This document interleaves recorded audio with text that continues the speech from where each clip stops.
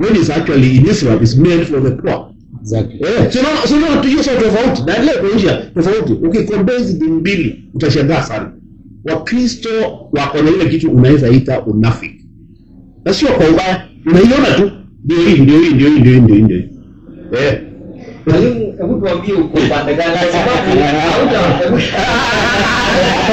hauna vita. Upande wa Uislamu ama upande wa mwalimu hapo katika mwalimu nimemuelewa kabisa hapo katika ukweli. Hayuko hajafika katika upande wa Uislamu na wala katika Ukristo ana problem nao, lakini kuna kitu anafuata ambayo kinaitwa ukweli. Kwa huo ukweli mwalimu ndio anatafuna na anasikia ni tabu. Na hakuna namna nyingine kufuta mwalimu.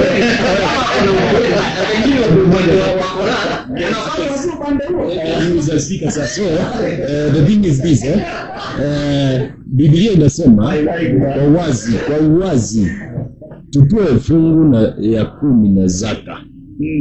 Melchizedek alitolewa fungu la 10 na zaka na Ibrahimu.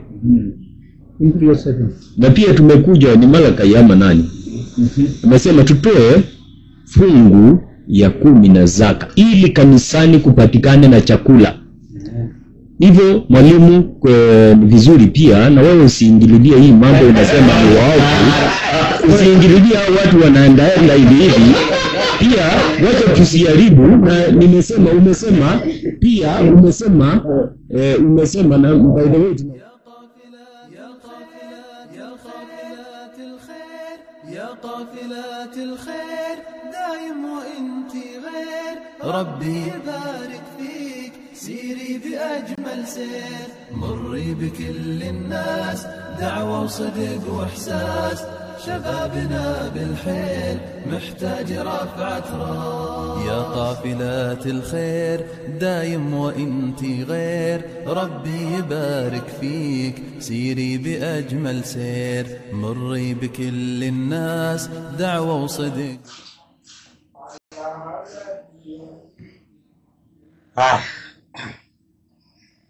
Kwanza nafikiri naanza kwa kumshukuru Mwenyezi Mungu.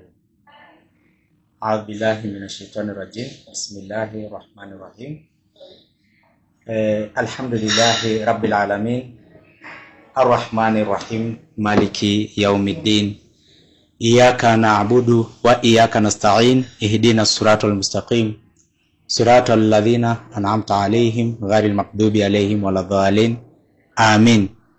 Hiyo ni maombi ambayo nimeanza nayo, na vile vile namtakia rehema na amani Nabii Muhammad sallallahu alaihi wasallam. Kabla hatujaanza, nafikiri kwanza ingekuwa vizuri kwamba tujuane hapa, kisha tukijuana alafu ndio tuendelee, tusiwe tunaongea kila mmoja ni stranger kwa mwingine. Unaona Kwa hiyo mimi nitaanza kidogo kwa kujintroduce. Jina langu naitwa Athman Abbas na mimi ni Muislamu, ni mwalimu wa Kiislamu, nafundisha dini ya Uislamu. Vile vile nina kazi nyingine ambayo kazi ya kufundisha dini ya Uislamu. Pia natoka mabarabarani na kuwafundisha watu dini ya Mwenyezi Mungu Subhanahu wa Ta'ala. Pia niko katika radio ambayo inaitwa Radio Ikra kuanzia kila saa 2 mpaka saa 4 kila Ijumaa. Katika kipindi inaitwa Risala. Risala neno la Kiswahili ambayo katika Kizungu ni message, ni the message kwa Kizungu. Yani the message, hii message gani, ni message gani alikuja nayo Nabii Muhammad sallallahu alaihi wasallam. Kwa hiyo kipindi tunaongea ujumbe alioleta Nabii Muhammad kwa ulimwengu.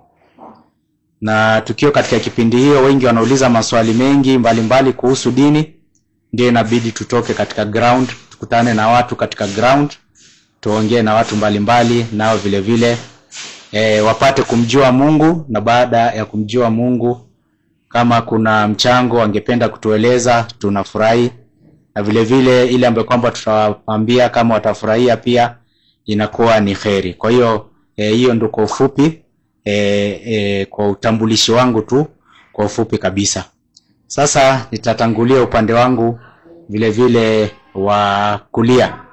Maana nimeketi hivi, mkono wa kulia kwangu ni huku. Na katika Uislamu tunaanza mambo yote mazuri kwa mkono wa kulia. Na vile vile ajitambulishe ili kwamba watu wamjue, alafu tarudi pole pole upande wa kushoto upande huu. Kwa hiyo karibu sana rafiki yangu. So asante sana. Nami naitwa Solomon Dumbi. Mimi ni mkaaji wa hapa Mavoko. Mavoko ni hii heri ya Tuko ambao mwalimu ametutembelea na Sheikh mwenye tunamuelewa huko. Mimi ni Mkristo na mkaaji wa hapa Mavoko. Hivyo asante sana kwa kutuletea hili neno tusungumuze na tuipate kwa wazi. Najua wengine wanasema ikiwa kitu ni nzuri kwa kupokea, pia ni kizuri kwa kupelekea mwingine. Tumekuwa hii ni jambo yangu ya kwanza kuona, na ile ingine nimekuwa nikiona kwa lugha, watu wakikutana wakiongea. Mimi nikauliza, mbona naona Wakristo ni kama kuna vita ya Wakristo na Waislamu? Ni kama hao watu ni watu wako dunia tofauti. Wengine ni kama watu, wengine sio watu. Lakini wakati naona watu wanakuja wanazungumza, naulizana maswali, hiyo kitu ni kitu ambao inastahili kupewa nguvu, isikike na wengi, ili tuwe na dunia ambayo sisi wote tunaweza kaa tukiwa na jicho moja, tukisema sisi wote tumeumbwa na Mungu, na tunjue ile madhumuni ya Mungu kutuumba ilikuwa nini kwa hii dunia tuko na dunia ya kesho. Asante sana. Naam, ndio asante sana. Rafiki yangu nafikiri tumemsikiliza namna anavyotuambia ndugu Solomon. Sio na vile vile taarifa ninazo pia vile vile lazima tutakuweka pia katika cheo chako. Hatuwezi kukusahau. Na pia tupigie debe hapa, sababu watu wanaangalia kila mahali. Kwa hiyo ni rafiki yetu na pia ni mwenzetu ambaye pia vile vile katika mwaka ujao ama kura ijayo atakuwa anawania UMCA MP, Member of Parliament. Kwa hiyo sio mtu mdogo, anawania kiti kikubwa kabisa, na wale watu wa madogo wa Mavoko walio hapa. Kwa hiyo tutaomba kabisa na vile vile mumuunge mkono ili kwamba anapokuwa anaendesha mambo yake pale mbele, na vile vile afanikiwe, na pia akumbuke kuhudumia wote Waislamu, na vile vile akumbuke kuhudumia Wakristo. Kwa hiyo sisi tutamwombea sana Mungu vile vile afaulu sana katika azma yake. Manake tumemuita katika mjadala wa mambo ya Mungu na amekuja. Na si mtu mdogo. Kwa hiyo naye pia tutamwombea Mungu pia amuangalie na pia ampe ile azma ambayo kwamba anakusudia. Kwa hiyo nitakaribisha sana mheshimiwa, na utakubali ni kwenda address hivyo. Haya, sasa nafikiri ndio pande wangu wa mkono wa kushoto. Asante sana. Nataka kuanza kwa kujitambulisha majina. Kwa majina yangu naitwa Hamdi Nyamai Mutunga. Najulikana karibu kila kona ya nchi yetu ya Kenya, hata nje ya nchi yetu. Sana hapa Afrika nimetembea sehemu nyingi sana, hata sehemu zingine za Uarabuni. Leo tumekutana hapa na marafiki zetu, si kwa kupigana wala kwa jambo yote mbaya, lakini kwa kusemezana. Kile mtakuwa mnasikiza, mtakuwa mnatuelewa, mtakuwa mnatuona. Mimi ni Mkristo na wao ni Waislamu, lakini kwa msimamo wangu na msimamo wao tutakuwa tunaongea na tunaweza mambo kwa misingi inafaa. Asante sana.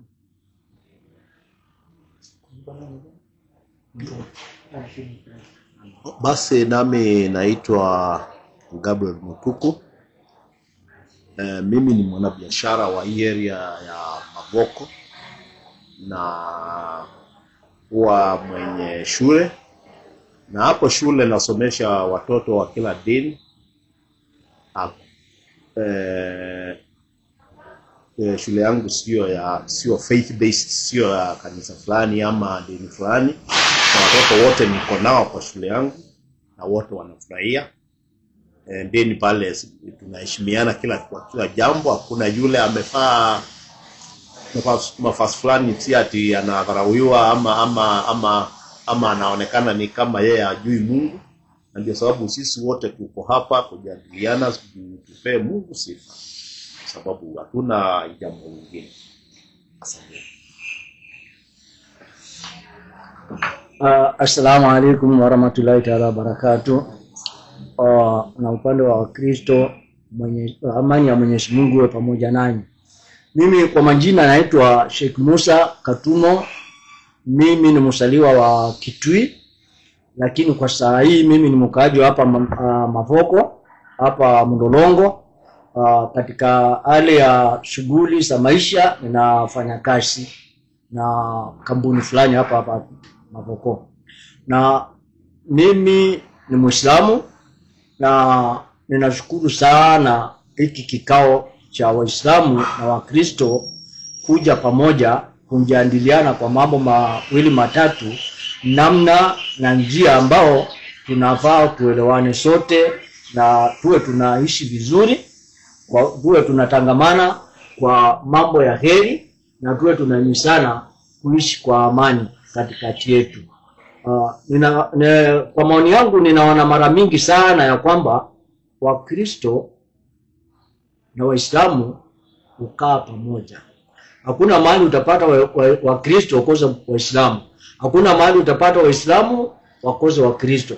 Kwa hivyo ni jambo la maana sana kwamba tunakaa chini, tunaongea mambo ambayo yanamhusu Mwenyezi Mungu na maisha yetu hapa duniani na hata maisha ya baadaye.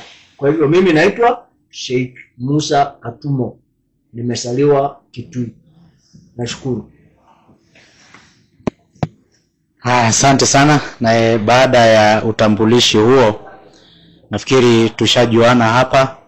Kwa hivyo yule mtazamaji mwenye kutufuatilia, nafikiri ushaelewa na umepata taswira, picha kamili ya wale rafiki zetu, ndugu zetu na majirani zetu ambao tunafanya nao ama tunazungumza nao. Kwa hiyo inshallah kuanzia saizi tunaanza moja kwa moja program, ikiwa ni kuzungumza na kutoa mada fupi, ili kwamba ndugu zetu na rafiki zetu wapate kuelewa msimamo wetu sisi Waislamu juu ya Mwenyezi Mungu Subhanahu wa Ta'ala, kwa sababu msingi wa kila kitu ni kumjua Mungu. Na nikianza kidogo na historia fupi, wakati Nabii Muhammad sallallahu alaihi wasallam alimtuma mmoja katika maswahaba zake anaitwa Hudhaifa al-Yaman bin al-Yaman, akimtuma huyu Hudhaifa alimwambia jambo la kwanza ambalo kwamba utafanya ukifika kwa wale wasiokuwa Waislamu ni kuwafundisha kwamba la ilaha illa Allah, wajue kwamba Mungu ni mmoja. Hiyo ndio jambo la kwanza ambalo ni muhimu kwamba ufundishe. Kwa hiyo na mimi nitaanzia hapo nifuate ile mwelekeo na ile uelekezi wa Nabii Muhammad sallallahu alaihi wasallam, ambayo kwanza ni kumfundisha Mungu mmoja, ili kwamba rafiki zetu ambao tuko nao hapa leo wamefika hapa wapate kumjua Mwenyezi Mungu mmoja, na baada ya kumjua wajue sifa zake kamili. Na ukishajua sifa zake kamili, basi huenda Mwenyezi Mungu Subhanahu wa Ta'ala akaleta ile hidayah yake, na pengine mmoja, wawili, watatu ama wote wakapata vile vile kutufuata na vile vile kuwa Waislamu kama sisi. La kuwa wala hakutufuata, huenda basi kuna mambo mawili matatu ambayo watakuwa wamejua ya faida. Kwa hiyo moja kwa moja nitaanza kwa kusoma sura fupi ndani ya Qur'an, ndio ambayo kwamba itupatie mwelekeo, alafu tupate kuifafanua. Ni sura kawaida, sura fupi kabisa.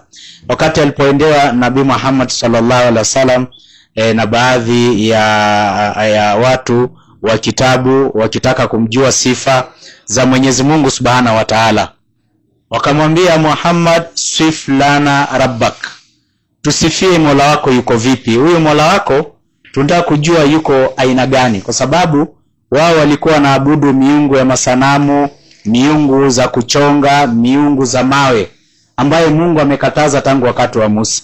Tangu wakati wa Musa Mwenyezi Mungu amekataza kuabudiwa masanamu, amekataza kuabudiwa vitu ambavyo vimeumbwa, amekataza kuabudu vitu vyote isipokuwa abudiwe peke yake. Sasa wao walikuwa wanaabudu masanamu 360. Nabii Muhammad akija wakati huo anapata wanaabudu miungu 360. Na vile vile kulikuwa na wale ambao kwamba ni wa Masihia. Tukisema wa Masihia bi maana wa Kristo, nao vile vile walikuwa wanaabudu Mungu mmoja, lakini vile vile katika nafsi tatu. Kwa hiyo akaendewa mtume akaulizwa, sif lana rabbak, hebu tusifie Mola wako yuko vipi. Tunataka kumjua sifa ya Mola wako, kwa sababu najua Mungu ni mmoja sawa, lakini sifa yake iko vipi. Hii ni kitu muhimu ambayo nafikiri ikiwa leo tutajua na tukakubaliana, basi tutajipata sote tunakuwa katika sakafu moja. Kwa sababu uzuri baina ya Waislamu na Wakristo ni kwamba Waislamu na Wakristo wanakubaliana katika mambo mengi. Wanakubaliana kuwepo kwa Mungu, wanakubaliana kama Mungu ni mmoja, lakini umoja huu ndio ambao kidogo kunakuwa na tofauti. Ndio sababu tunaketi hapa tuone hii tofauti inatokea wapi. Kwa hiyo Muhammad akauliza, sif lana rabbak, tusifie Mola wako yuko vipi. Nabii Muhammad sallallahu alaihi wasallam katika sifa ambazo alisifia ya Mwenyezi Mungu Subhanahu wa Ta'ala ni akasifu katika Qur'ani sura ya 112, nafikiri aya ni ya aya 1 mpaka 4.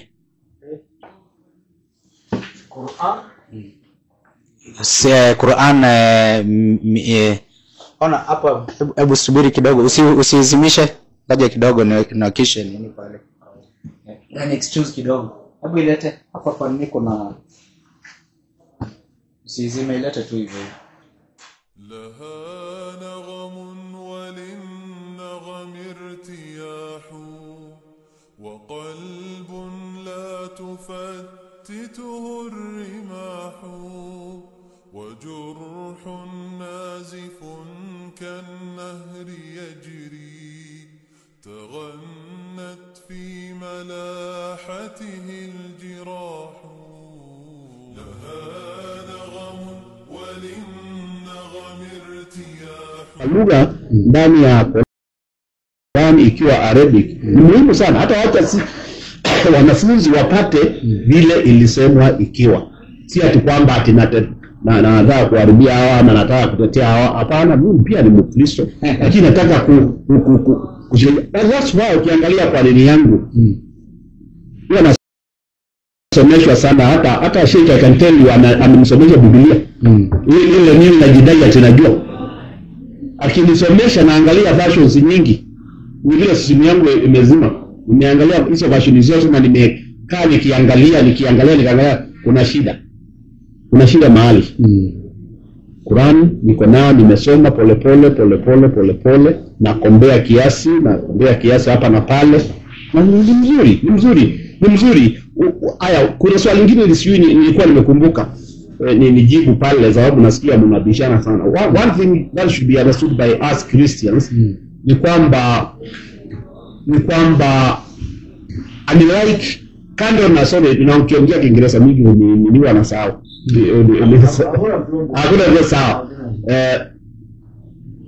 Christianity ni religion. Lakini Islam is a religion and a culture. Hiyo ni tofauti moja wa Kristo hawataki kuona. Is a religion and a culture at the same time. So unapata unaona Muislamu tofauti, lakini yeye ako ndani ya ile kitu Mkristo hata faa labda kofia utawapata pale wakiwa wamevaa dress tofauti. Why is it that utapata Sheikh amevaa vile, ule mwingine amevaa hivyo? Kwa sababu it is Islam is both a culture and a religion. Na sikusaidii sana. Nakusaidia sana. It is because hizo vitu nimejaribu, nimechukua muda mwingi sana. Na sio tu Islam ama Kristiani peke yake, nimepitia religion nyingi, na huwa naambia Sheikh, Islam is very beautiful. You can imagine kama nimependa vile mheshimiwa amesema. Yeye alipata hapa, na wacha nipeane story yangu kidogo tu. Mimi sikupata nikapata ati mimi nilikaa huwa naambia Sheikh, mimi nilikuwa mtu wa kulisha ng'ombe, sababu wale wengine walikuwa wameenda masomo. Nikaachwa na babu yangu, so mimi nilikuja kuchukulia hii maneno ya dini Ukristo huku juu sana, sababu mimi nilikuwa mtu wa mkono kwa babu yangu, unaona. So hii mambo ati nilipatizwa nikiwa mtoto mdogo, no. But really, how did I become a Christian? The reason was ndio iko hakuwa Islam. Ukisema Islam, na niwa naambia, ukisema Islam ukiwa hivi vile unasema, unaweza shangaa sana.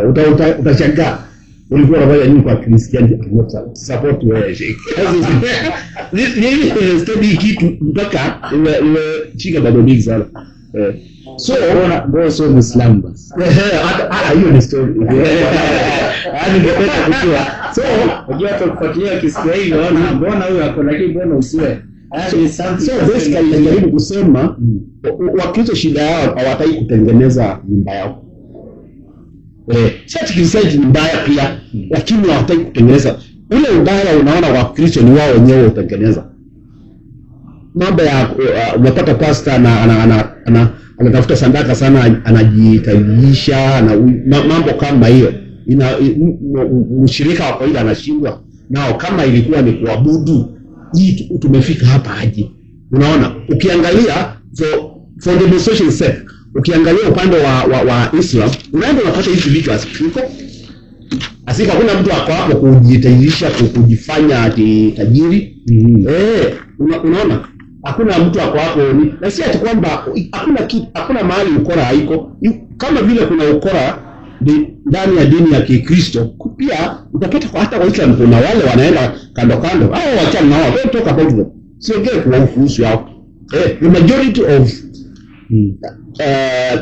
washirika wengi wa Kiislamu utapata ni mtu ameshikilia dini yake, na hakuna ile mchezo. Siku moja nikiwa kwa kanisa sasa, priest alisema watu walikuwa wanafanya nini, akasikia mbaya, akasema kama mngekuwa pale, unajua kuna kanisa pale wa Catholic Arab, kuna msikiti hapo mbele. Alisema kama mngekuwa ndani ya msikiti, mngekuwa mmefanya ile. So ana recognize kuna ile unity na pamoja.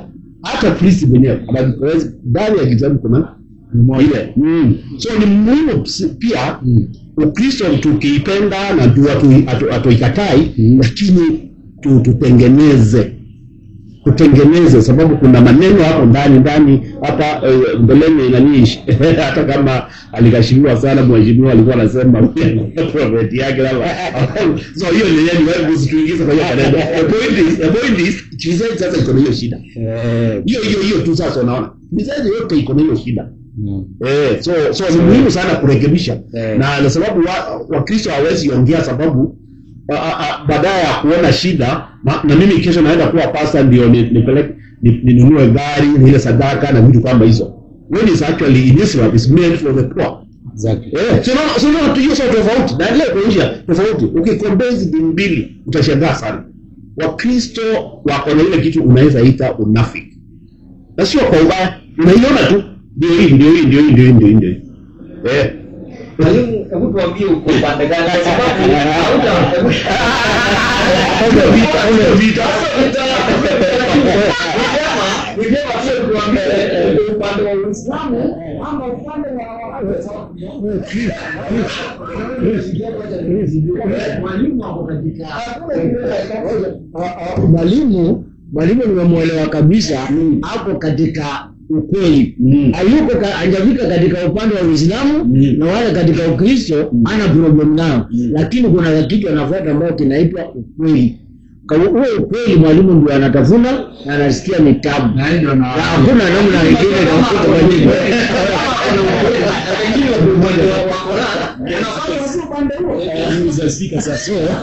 The thing is this, Biblia inasema kwa uwazi tutoe fungu ya 10 na zaka. Melchizedek alitolewa fungu la 10 na zaka na Ibrahimu. Na pia tumekuja ni Malaki ama nani? Amesema tutoe fungu ya 10 na zaka ili kanisani kupatikane na chakula. Hivyo mwalimu, ni vizuri pia na wewe usiingililie hii mambo unasema ni waovu. Usiingililie hao watu wanaendaenda hivi. Pia wacha tusiharibu, na nimesema umesema na by the way tunaweza kuwa sisi ni watu tofauti, na ndio nilisema mimi ile wokovu nilipata si ile watu wanasemanga, hata si ile Waislamu wanasema. Mimi nilisema kile kitu nilipewa na nikapokea. Hiyo wakati sikuwa nimesoma, nimeenda shule sana, but nilikuwa yule kijana mjanja. Nilikuwa naweza fahamu vitu. Nilipokea uzima, eternal life. Na yule Mungu niliambiwa na nikaamini. Niliambiwa sina Mungu kwa maana nimezaliwa nikiwa mwenye dhambi. Niliamini huyu Mungu ni Mungu mmoja. Na kuna neno ambayo ni Yesu. Na kuna roho, the spirit, kama mtu akikufa unasikia roho imeenda. Akona roho inaitwa the Holy Spirit. Na the Holy Spirit nikaambiwa hiyo ndio lugha. Kwa hivyo sikuambiwa Christianity ni dini. Kwa hivyo mwalimu naweza kukosoa niseme wa Kristo, by the way Christianity ni kutusiwa, ni abuse. Kwa maana ilionekana pale Antioch, na nyinyi ni wasomi wa sheria za Biblia na za Kiislamu. Actually hata Waarabu ndio walitunukuu vizuri. Wale Waislamu saa hii wanatutusi, waliingia matusi wakachukua hiyo matusi. Waarabu wakati wa Muhammad walikuwa wanatuita watu wa kitabu, at least hao ndio wanatupatia heshima kidogo. Lakini siku hizi tunatusiwa, tunaambiwa tunakaa kama Yesu. Na ilionekana katika Antioch wakati waliambiwa hawa ni wanakaa Kristo, ni wa Kristo. Sijui kama mnanielewa. Kwa hiyo mwalimu hiyo naomba. Kwa hiyo mwalimu nilikuwa na stress. Alafu mwalimu kwa maana unasema wakati unaenda yes ni kweli yes Mr. Mulunga. So ndio nasema mwalimu, nilikuwa nimeuliza swali ya majini. Mwalimu. Huyo anaitwa sorry,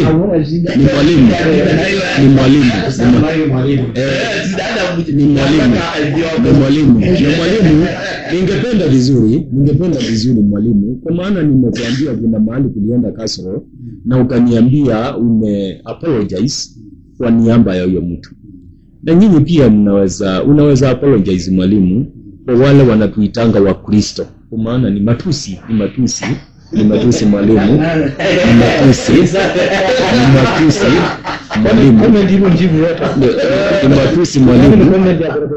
Kwa maana yule Mwarabu wa kwanza alituona na hao walikuwa wanaabudu masanamu na vitu mingi. Hata Muhammad your prophet mwenye alipatiwa kitabu cha Quran, yeye wakati alikuwa huko alikuwa anasikia wakiitana watu wa kitabu. Ili ndio ukia watu mwalimu. Asante. Naingia kwako. Ni moja tu. Utasahau. Wacha hii alafu nikupatie wewe ndio wa mwisho. Usiongee. Sawa. Rekebisha neno moja tu naongea. Rekebisha yote. Haya. Neno moja tu hapo ni comment. Mimi siongei. Sawa. Kuna mahali pale nyuma wakati niliinua mkono. Kuna mahali nilisikia mkiuliza. Yesu alikuwa anaambia lugha gani? Lugha gani inafaa kuongelelewa? Na hiyo nikainua mkono nikitaka kuongea, ndio sababu nakwambia mimi siongei. Ni marekebisho kidogo tu, kwa sababu ukienda kwenye Quran Al-Qasas unaanza kwa Moses. Si kama kwa wengine inaanza hapo mbele. Inaanza kwa Moses kuteremka. Moses mwenyewe alikuwa anaongea kwa gani? Hapo Qurani imeanza. Moses alikuwa Mwebrania. Sasa ndio alikuwa anaongea Kiebrania. Ukienda kwa kitabu kingine inaitwa Joseph.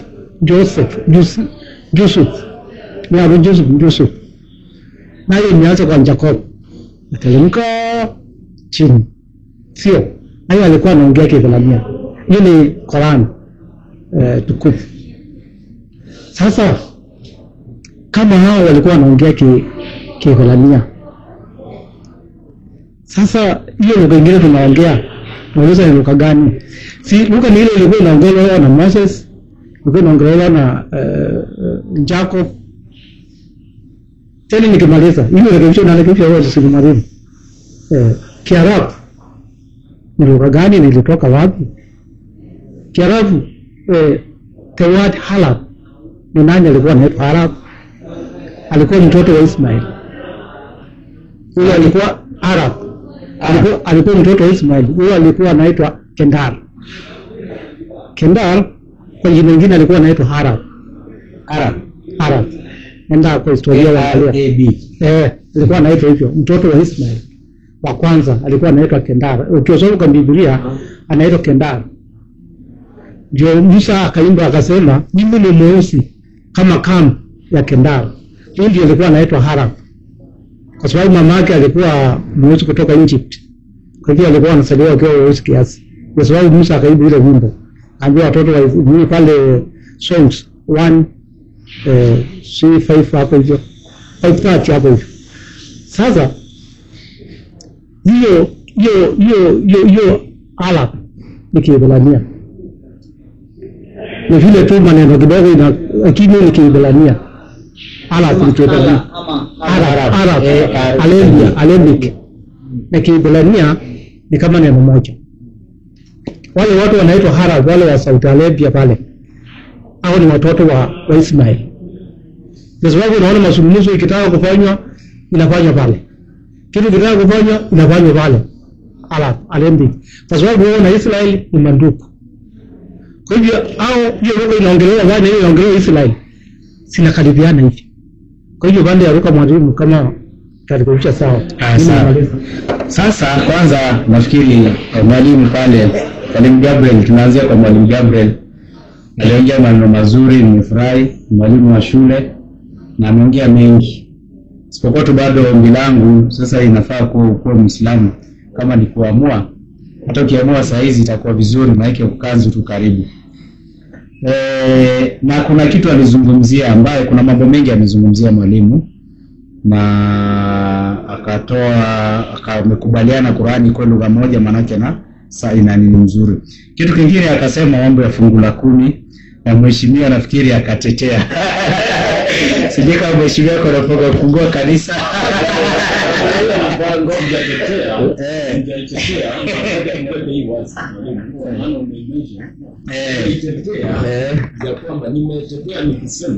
Nimesema hivi, nimeongea mambo ya fungu la 10 ndio, na nikaambia mwalimu kuna wale watu ndani ya hii maisha ya kiungu, ni maisha ya kiungu, si kiukristo, ni maisha ya kiungu ndio, ambao wako huko ndani wamesha itumia kujinufaisha.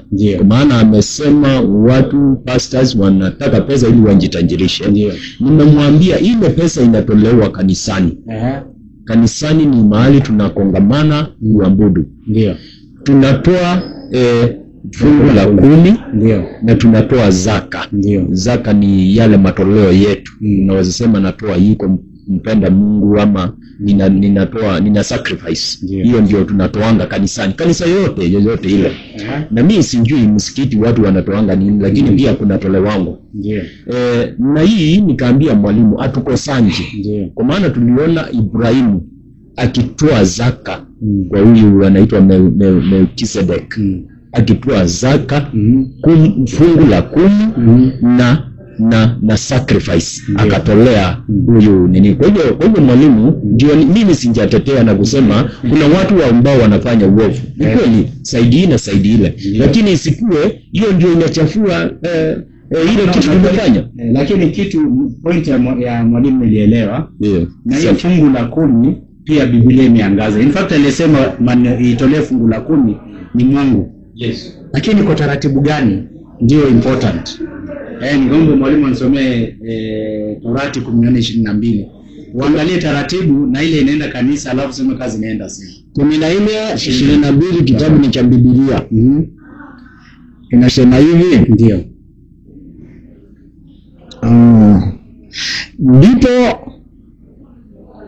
Ndipo 14:22. Macho ni ruhusu bwana. 14:22. Macho ni kwa taa una shida. 22. Usiache ndio hapo tu usiache kutoa zaka ya fungu la 10. Unaona? Zaka ya fungu la 10 katika maongeo yote ya bengu zako yatokayo shamba mwaka baada ya mwaka. Basi unaona Mungu ameongelea. Yes. Unatoa fungu la 10 katika mazao yako yote mwaka baada ya mwaka. Kwa hiyo kwa sheria ya Mungu ni mwaka baada ya hiyo, ndio Mungu anajua. Hiyo weekend mpaka weekend ni ya nani? Sisi unajua mimi wewe natoanga. Mimi utoa ile natoanga ndio. Na ni mwaka baada ya mwaka. Ndio, wewe unatoa mwaka baada ya mwaka. Ni vizuri unafuata. Nilikuwa naambia mwalimu. Sasa nilikuwa naambia mwalimu. Ndio. Mimi sina shida na ile comment mwalimu angemeka. Lakini sionekane. Kwa maana kuna confusion mingi imeingia ndani ya maisha ya kiungu. Imeletwa ikaanza kuonekana tukiwa ile ndani. Unajua mwalimu ni vizuri. Ndio. Qur'an venye umesema na venye unamulika na unatuambia aya baada ya ingine. Ndio. Umetuambia 17 1:10. Umetuambia 2:2. Umetuambia 2:27. Sasa hizo sote umetusomea. Lakini ni vizuri hata wakati tutakutana, na mimi napenda hii sana. Wakati tutakutana, ndio tueleze vitu kwa uwazi bila kumulika uovu wa hapa. Hii uovu iko ili tuone uzuri wa hii. Kwa sababu unaona fungu la 10 katika Uislamu iko. Na hiyo fungu la 10 ni mwaka baada ya mwaka katika Uislamu, na inaitwa zaka.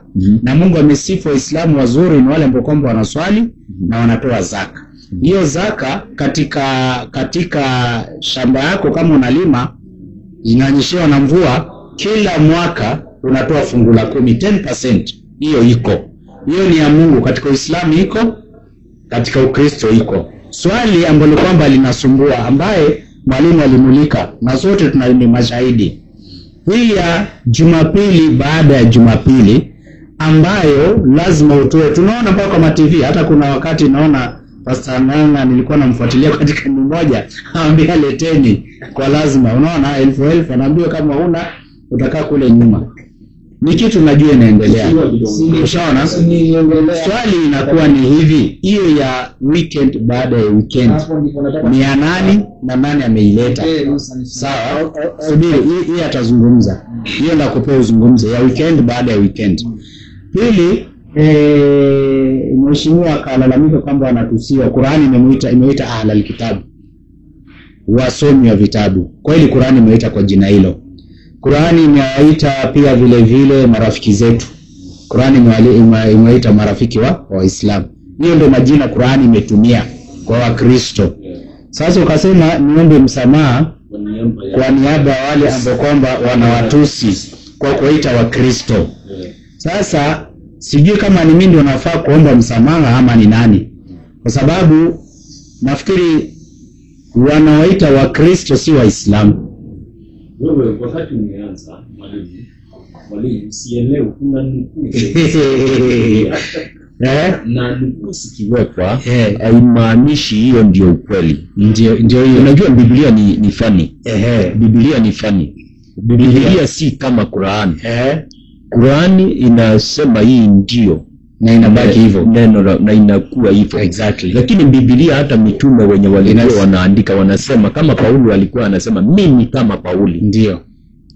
Na kusema yeye kama Pauli haimaanishi kama Mungu. Ndio. Kwa hivyo wewe kusema apologize, lakini wale wengine walisema hivyo, wachana na wao. Sasa mimi sioni kama neno wa Arabu utakuwa mstaarabu mwalimu. Sawa. Mimi nisungumze hapo pia. Sawa. Kuna ukweli mahali. Kwa sababu asante mwalimu, unajua mwalimu ni mimi najiongelelea. Na mwalimu wewe ni mwanga. Wewe ni mwanga. You are advancing the Quran. Which is good. Lakini nasema ikiwa Qur'an haijakuambia unitusi, usinitusi. Exactly. Ikiwa Qur'an haijakuambia uniue, usiniue kabisa. Ikiwa Qur'an imekuambia usinifanyie uovu mwenye hajakukosea, usinifanyie hiyo mwalimu. Kwa hiyo ndio maana nakuuliza mwalimu kwa niaba ya wale wengine ambao na umefanya vizuri na umefanya kistaarabu. Lakini sababu nilikuambia nilihudhuria mahali na saa hii wewe mwenyewe umepitia hii level. Saa hii mwalimu hata ukiangalia rekodi zako umekuwa ukituita nyinyi wa Kristo. Exactly. Nyinyi wa Kristo na ilhali Qur'ani haikwambii ufanye hivyo. Tuite marafiki zetu, tutafurahi. Niite mtu wa kitabu angalau hapo nitafurahi. Ama ni kama nyinyi ni waite Muhammad wa Muhammad, kwa maana prophet wenu yule mnaamini ni Muhammad, nianze kuita wa Muhammad. Unaona hiyo? Kuna wale wanaita hivyo na sio mzuri. Au wakiwaita hivyo in the name of Christianity yenye na believe the life of God yenye na believe na apologize. Okay. Lakini kwa maana sisi ni tofauti, maybe ni watu wengine wanajiita na nini, tulitoka pale Mungu ni nani na huyu Mungu ni tujue kama sisi tunajipiga wenyewe. Sisi ni watu wa Mungu moja, lakini utofauti ni ile wisdom, understanding. Basi acha ni apologize. Yes, thank you mwalimu. Nita apologize na maandiko. Acha ni apologize na maandiko. 11:25 ngoja kwanza. 11:25 matendo. Acha ni apologize na maandiko. Biblia kwanza. Biblia. Taingia tu kwa Qur'ani, hakuna shida. Qur'ani pia iko. Itaitwa 5:14. 5:14. 5:18. Itakuwa 5:13. 11:25 matendo. Ndio atanisomea tu hapa, hamna shida.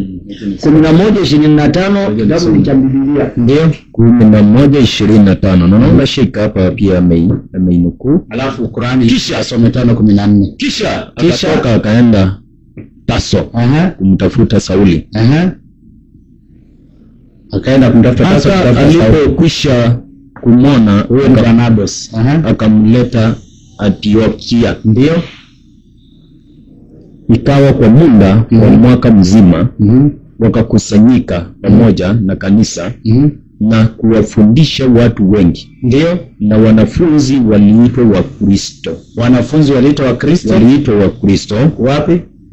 Kwanza hapo Antiokia. Unaona, kwa hiyo wale walitangulia kuitwa wa Kristo, sio sisi. Sio sisi Waislamu. Na sisi pia sio sisi. Unaona na pia sio mimi siwezi nika-apologize kwa jina ambaye iko kwa Biblia. Pia sisi sio wale wanaofaa kwa apologize. Wa kwanza hii ni Kiswahili safi. Ni Kiswahili safi. Mwalimu, sio sisi tulinjiita wa Kristo. Sio nyinyi, sio sisi. Sasa ni nani? Kwa sababu hapa inasema na wanafunzi waliitwa. Nani? Hawakusema walinjiita. Exactly. Waliitwa na nani? Na wale walikuwa huko. Wale walikuwa huko Antiokia, ilikuwa na Uislamu ya Antiokia. Antiokia nani walikuwa? Ni wa Antiokia. Wa Antiokia ndio waliwaita. Kwa hiyo subiri kwanza, acha nimalize point. Nafikiri anaifaa ku apologize hapa sio mimi. Anaifaa ku apologize kwa kuwaita nyinyi wa Kristo ni hao wa Antiokia ndio wanafaa kufanyaje? Ku apologize sio mimi. hapo kinaweka ni apologize. Umeongea na ukapita. Na umeapologize anyway. Mimi sija apologize na apologize na andiko, yani niweke mambo sawa. Na kwa andiko nasema sio sisi ambao kwamba tunawaita, waliotangulia kuita Wakristo ni wa Antiokia ambayo sio Waislamu. Kwa hivyo tayari wanaofaa ku apologize hapa sio mimi, anayefaa ku apologize ni hao wa Antiokia. Basi inamaanisha mwalimu, watu wa Kitusi wengine unakaa kwa hiyo matusi. Sasa sijui kama Wakristo ni matusi, wenyewe pia wanajitanga si ni Wakristo, basi inamaanisha wanajitukana. Hiyo ngoja, hiyo nafikiri. Alafu sasa huyu pia ako na point. Kabla hapo nikaenda kwa huyu akasema kwamba Paulo tupate somo kutoka kwa Qur'ani yenyewe. 5:14. 5:14. Kwa 5:14 kitabu ni cha Qur'an tukufu. Ndio nasema hivi, Bismillahirrahmanirrahim. Na kutoka kwa wale waliosema sisi ni Wakristo. Unaona kuna wale walijiita sisi ni Wakristo tulichukua hadi kwao, lakini wakasahau. Unaona? Sasa wao walitangulia kuitwa na Antiokia, Wakristo na wenyewe hiyo jina wakaichukua na wakasema sisi ni Wakristo. Walichukua na leo you cannot deny, kwa sababu leo hata ikija kujaza nini ya ID, mwisho utaulizwa religion, Christianity, Muslim. Unapata mtu atajie vizuri kabisa Christianity kama ni Mkristo, kwa sababu kuna wale wanakubali ni Wakristo. Kwa hiyo tayari hapo sio Muislamu.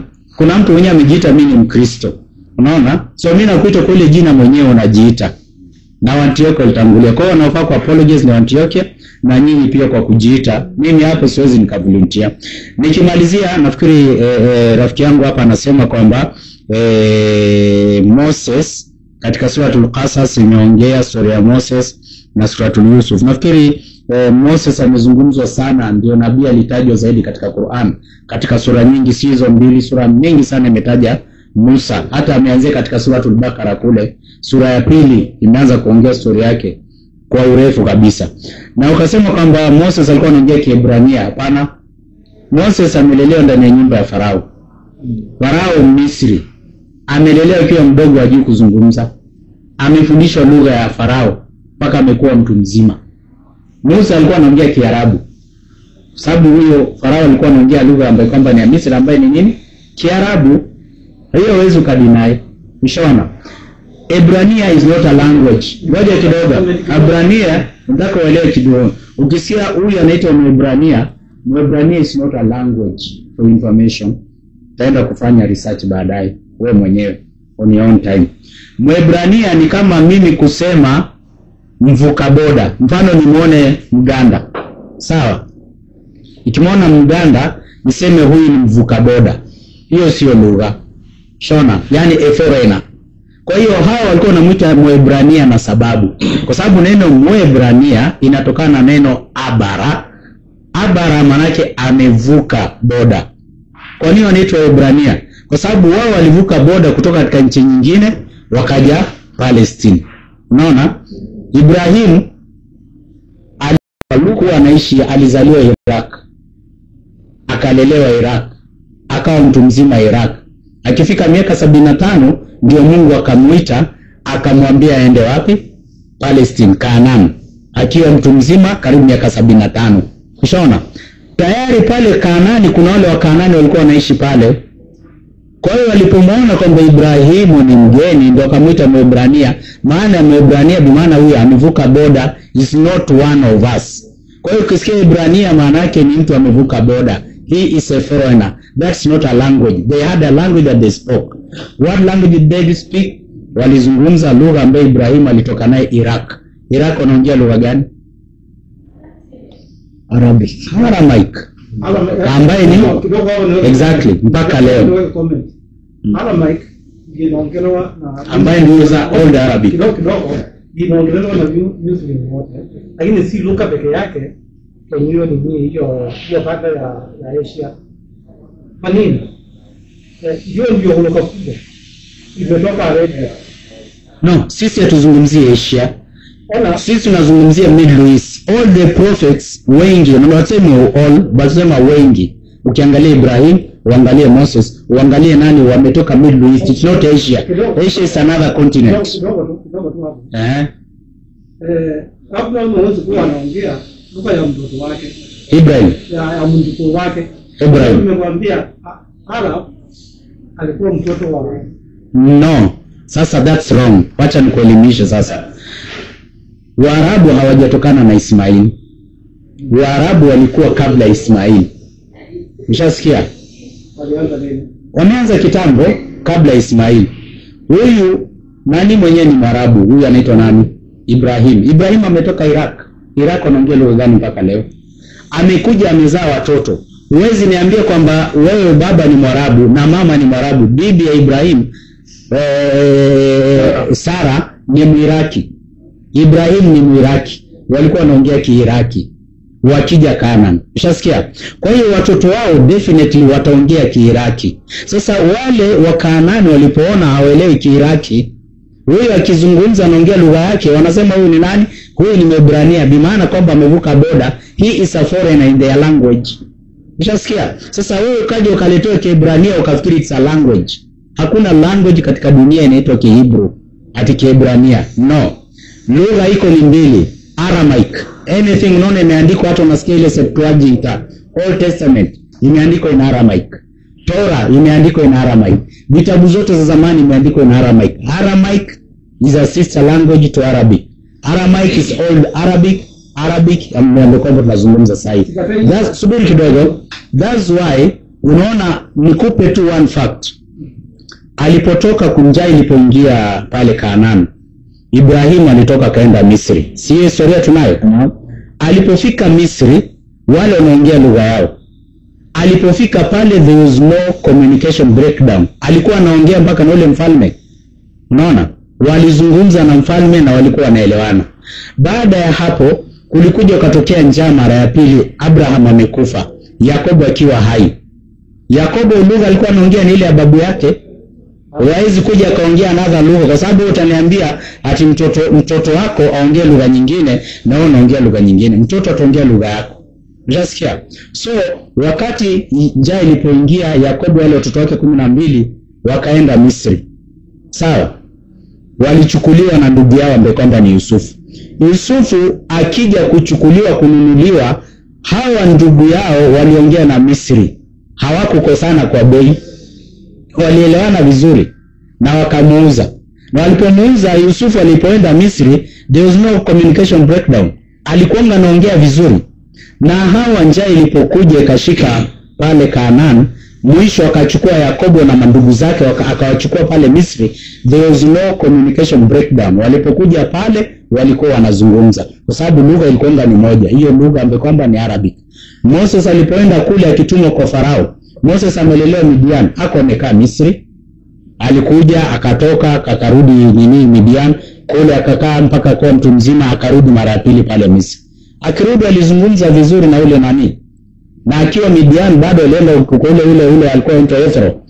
There was no communication breakdown. That is the language they used to speak, Aramaic. Hakuna lugha inaitwa Kiebrania. That's why nakwambia enda upige research, ujue kama kuna lugha inaitwa Hebrew. Hebrew ni maana kusema foreigner, in other words. Hapo sikatai. Kuna mahali hapo pamoja kwa sababu kidogo namalizia hapo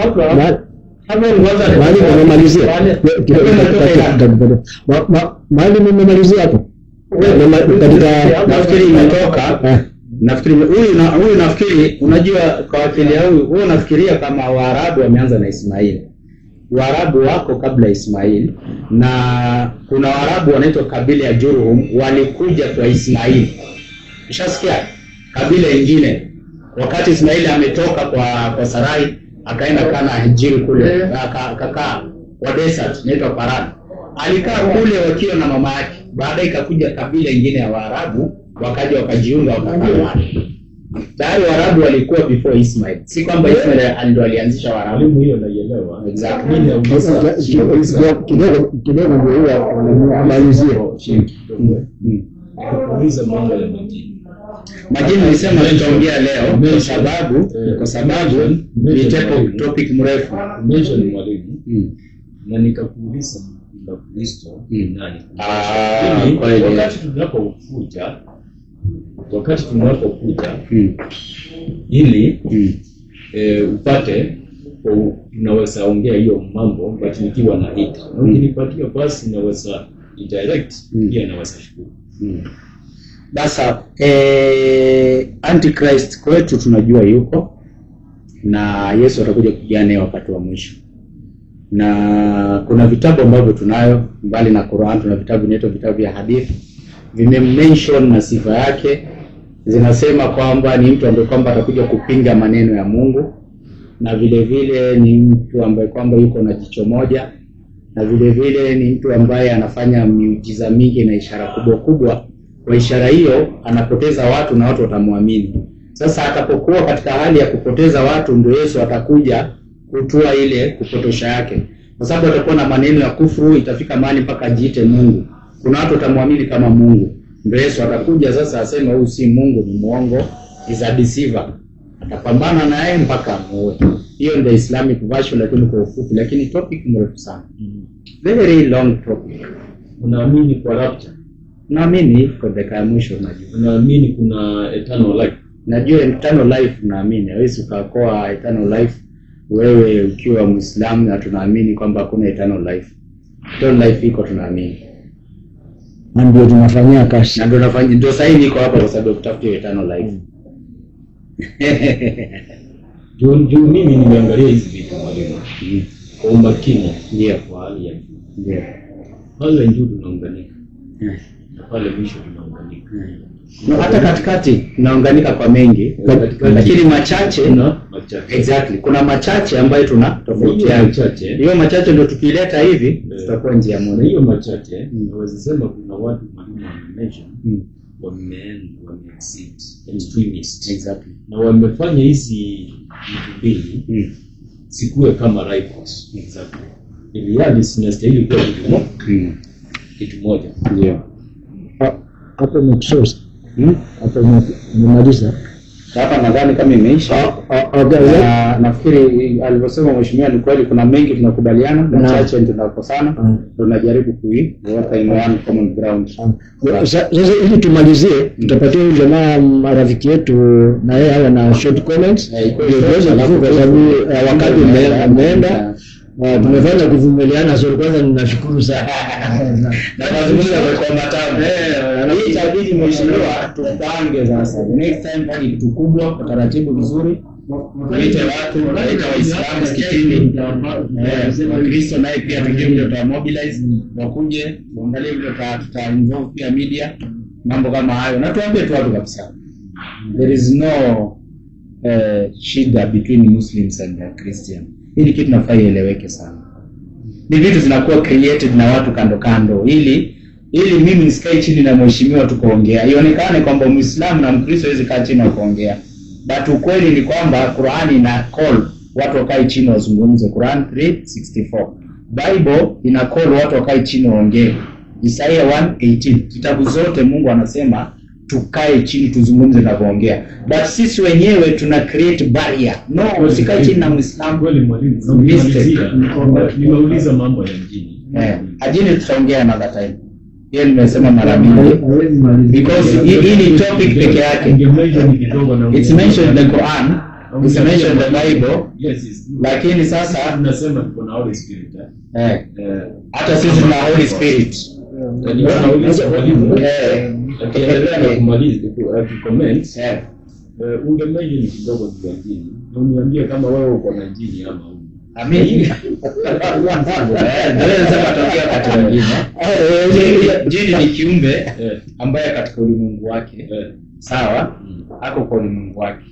Na jini kwenda kukaa kwa mtu ni makosa. Mungu hakumuumbia kwa hiyo. Kwa hiyo jini yote ambaye kwamba ataingia mtu, huyo jini ni mbaya, ni chafu, ni jini ambaye wa kukemewa. Ndio Yesu alikuwa anatoa watu jini kama hao. Unaona? Lakini ile kusema kwamba uko na roho, Holy Spirit anakaa ndani yako, it's another topic. It's a wide topic ambayo Holy Spirit ni nani na huyu jini ni nani, ni kitu ambacho tutakuja kuongea, tuweke mambo sawa kwa kikao kingine. Ningependa kuzungumza juu ya vile mheshimiwa kwanza alikuwa anazungumza juu ya Christian kwamba ni matusi. Kwangu mimi sio matusi. Na ninasema hivyo nikisema unless wewe hautaki kuutanishwa na Yesu. Unless wewe hutaki kuutanishwa na Yesu. Sasa hapo tutakubali wewe sio Christian ama wewe si Mkristo. Lakini kama unakubali kuutanishwa na Biblia hii, wewe ni Mkristo na hakuna chenga. Na mimi tuko pamoja. Pia nao wajua hata siongezi kitu hapo. Tunafaa tuzungumze ukweli. Jambo lile lingine ni kuhusu zaka na sadaka. Kutoa ni neno kama vile umesema. Kikweli nimeona mnaamini kana kwamba mnatoa mara moja kwa mwaka. Mama. Mimi tunatoa mara moja kwa mwaka. Zaka. Alright. Mimi zaka yangu nikiamua kutoa mwisho wa mwezi kwa sababu fungu la 10 ni 10% ya kile ambacho nimepata. Kama nimepata 1,100 ninatoa 10,000. Nikitoa hivyo kila mwezi kama napata 1,100 na nitoa 10,000 niko nje ya mapenzi ya Mungu. Sababu Mungu amesema na taratibu yake itolewe mara moja kwa mwaka. Wewe ni binadamu na uko na mahitaji. Mungu akisema kwa mwaka anajua kwamba wewe ni binadamu na uko na mahitaji. Kuna time ambayo nilikwambia kila mwezi in reality kuna vile unafinywa. Kuna vile unafinyika ukija kuangalia. Ushasikia? Kwa sababu Mungu amesema mwaka kwa mwaka anajua uko na expenses, unasomesha shule, unafanya nini, unafanya hii, unafanya ile. So ile mazao yako wewe mwenyewe utaangalia. After that 1 year utatoa kwa sababu ninakwambia upande wa Uislamu. After 1 year mazao yangu nilivuna ama mazao yangu labda ilikuwa 1 million shillings. Sawa. Kwa 1 million nimetoa school fees, nimelipa rent, nimefanya bus fare, nimefanya nini unatoa. Sawa. Kwa that 1 year 1 million imebaki ngapi? Kiasi fulani. Hii kiasi fulani ndio kwamba imebaki ndio Mungu anaitisha. Mwalimu tufanye hivi kwa sababu ya muda. Wacha nisimamishe hapo, tafuta wakati tutakuja kuzungumza na inshallah. Sasa mnafikiria imekuwa sawa. Sasa tutakunywa haka kachai na tukikunywa kachai to discuss sasa hii mambo ya next meetings takuaje, na naona kama kwa vile mheshimiwa wako hapa ama rafiki wangu wote nao tumefurahia tumekaa kwa huo muda wote. Sote tunataka kumshukuru Mungu kwa kutujalia kuwa na roho ya kumtafuta. Hiyo ni jambo ambalo haiko na watu wote, sababu hata nilikuwa nimealika watu wengine na hata wao kunipigia simu wakaniambia unajua bwana nimeshikana, lakini kuwa na roho ambao unasikia umendaiwa kutafuta neno moja na neno lingine ya Mwenyezi Mungu ni jambo kubwa kwanza. Na pili, tunaendelea kusoeana na kila mtu kufahamu kwamba kumbe Wakristo na Waislamu huwa wanafaa kukaa pamoja na hakuna jambo ambalo liko baina ya Mkristo na Muislamu. Ile kitu iko ni ile difference ya huyu ameamini hivi na huyu naye ameamini hivi, ambao tunaweza kaa sisi sote pamoja tukajadiliana. Kama kuna mmoja anaenda kando ataangalia hata mimi nimeenda kando jirudishe, na tukienda njia moja utakuwa ni jambo nzuri sana. Kwa hivyo mimi nasema alhamdulillah rabbil alamin wa salatu wa salamu ala rasulillah Muhammadin nabiyyi wa ala alihi wa sahbihi wa sallam. Alhamdulillah. Na nafikiri tunamalizia hapo, na imekuwa ni mkutano mzuri ambao wale wafuatiliaji wetu katika Iqra FM, wafuatiliaji wetu katika YouTube channels na everything, nafikiri ni faida, na pia wale ambao watatazama kipindi hiki na channel hii, na vile vile tuko popote pale. Ikiwa mtakuwa mnatuhitaji wakati wote saa yote tuzungumze maneno ya Mungu, basi utatuma pale katika comment subhanakallahumma bihamdik nashhadu an la ilaha illa anta nastaghfiruka wa natubu ilaik. Wassalamu alaykum wa rahmatullahi wa barakatuh.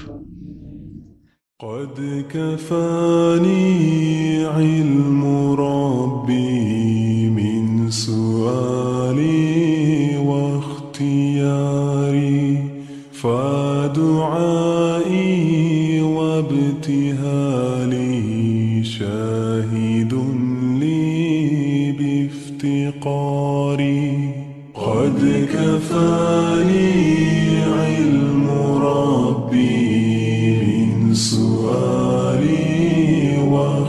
واختياري فدعائي وابتهالي شاهد لي بافتقاري فلهذا السر أدعو في يساري وعساري أنا عبد صار فخري ضمن فقري واضطراري قد كفاني علم ربي من سؤالي واختياري فدعائي وابتهالي شاهد لي بافتقاري يا إلهي ومليكي أنت تعلم كيف حالي وبما قد حل قلبي من هموم واشتغال فتداركني بلطف منك يا مولى الموالي يا كريم الوجه غثني قبل أن يفنى اصطباري قد كفاني علم ربي من سؤالي واختياري فدعائي وابتهالي شاهد لي بافتقاري يا سريع الغوث غوثا منك يدركني سريعا يهزم العسر ويأتي بالذي أرجو جميعا يا قريبا يا مجيبا يا سميعا يا عليما